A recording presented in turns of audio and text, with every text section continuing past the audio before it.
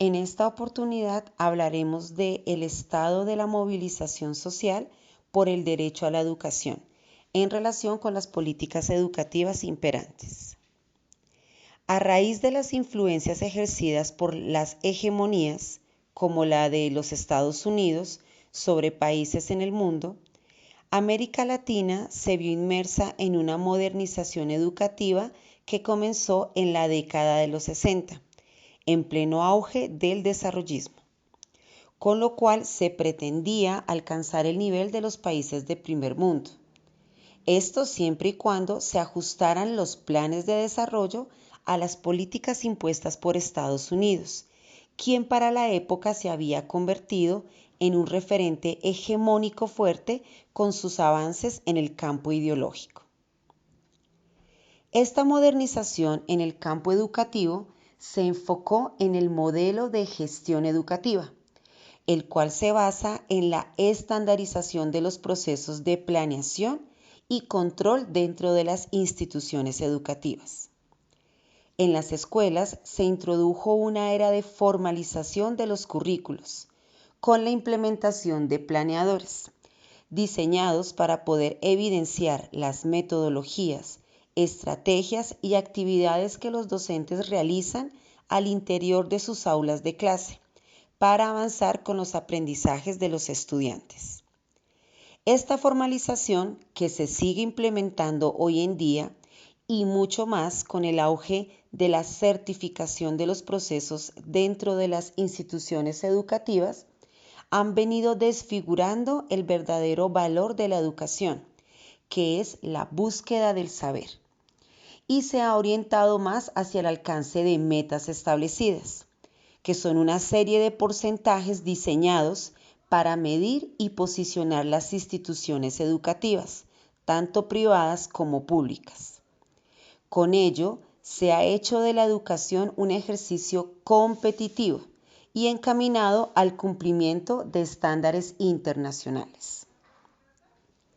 En el caso de Colombia, la educación se ha orientado hacia la formación del capital humano para el trabajo y para el mercado, como una obligación para poder obtener las ayudas de la Alianza para el Progreso, con lo cual los currículos se han venido orientando cada vez más hacia la eficiencia y la eficacia de los procesos que desarrollan los docentes, dejando de lado los parámetros pedagógicos, que son los que permiten un verdadero desarrollo de los saberes y las habilidades de los estudiantes.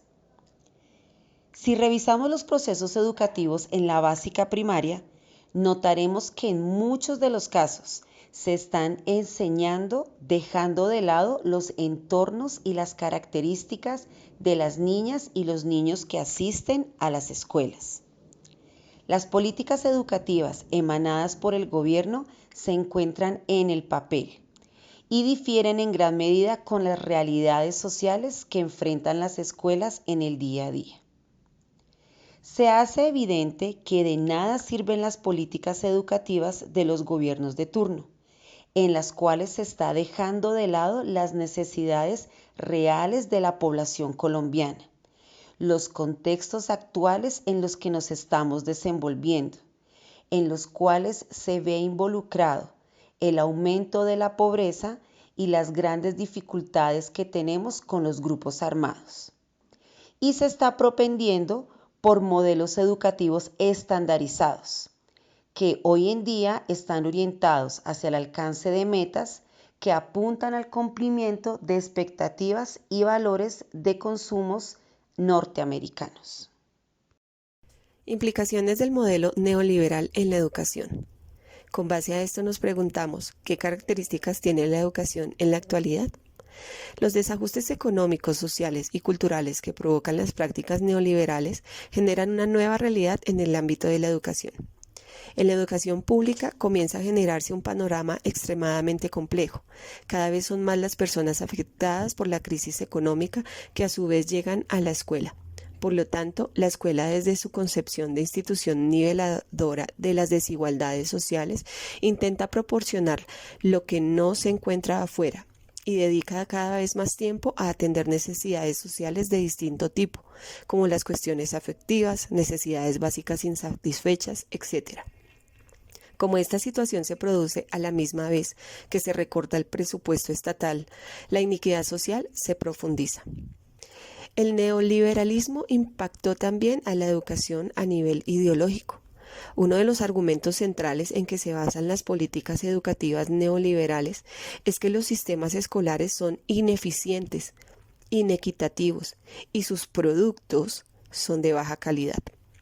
Deducen que la educación pública ha fracasado y por lo tanto proponen políticas de reducción de la responsabilidad del Estado en este ámbito. Esta línea de acción es presentada como la única reforma posible, pero no se proponen soluciones tendientes a la mejora de la educación, sino que lo que se busca es reducir paulatinamente la inversión en ella. Estas medidas son presentadas a la población por medio de un discurso pedagógico cargado de atributos técnicos y de un lenguaje organizacional empresarial. Términos como descentralización, privatización, flexibilidad de la contratación, reducción del personal docente, cliente o producto, a la vez que opera un fuerte control por parte de los gobiernos mediante la imposición de contenidos y evaluaciones comunes y estandarizadas.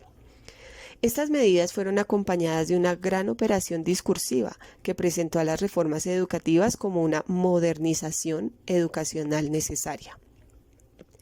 El neoliberalismo pedagógico se ubicó en el lugar discursivo donde se sienten las fracturas del sistema tradicional, para las cuales aún no hay respuestas claras. Pero no creó un modelo alternativo que atendiera las necesidades sociales. A su vez se le atribuyen culpas y responsabilidades a la escuela pública de cuestiones que tienen un origen social y económico más profundo. Por ejemplo, la deserción escolar, o comparar el número de graduandos que consigue empleo, sin tomar en cuenta que la falta de oportunidad en el mercado es mucho mayor que la competitividad lograda por la formación recibida. Uno de los principales errores que se cometen cuando se analiza la educación es que se analizan los problemas como si fueran del presente, pero sin tener en cuenta que se está frente a problemas históricos. Gran parte de las reformas parten del hecho de suponer que antes la educación funcionaba bien y ahora no. Es decir, que produce una fuga hacia el pasado, pero no se puede mirar el hoy teniendo en cuenta la historia.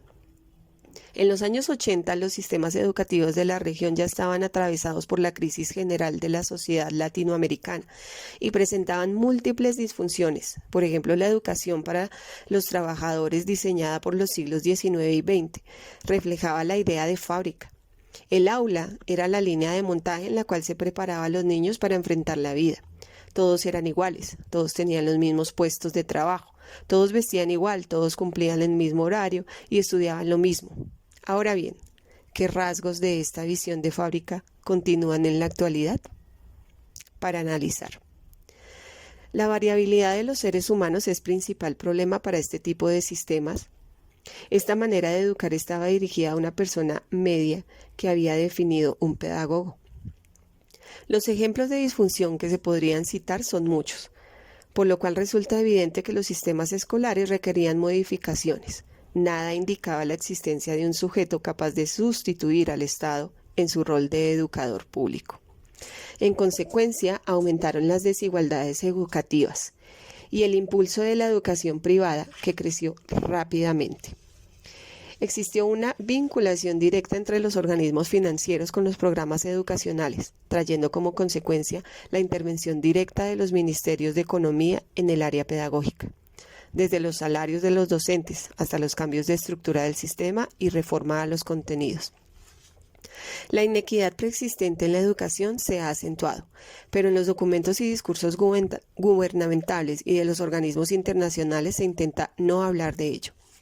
Actualmente se intenta recomponer el deterioro, pero se han implicado problemas estructurales que no permiten encontrar soluciones en el corto y mediano plazo. Nuestra final reflexión es que cuando hablamos de políticas educativas debemos entender que éstas atraviesan el diario quehacer del aula y todo el quehacer escolar en el que nos desenvolvemos como educadores. Por ende, es necesario comprender su origen y el objetivo que éstas persiguen.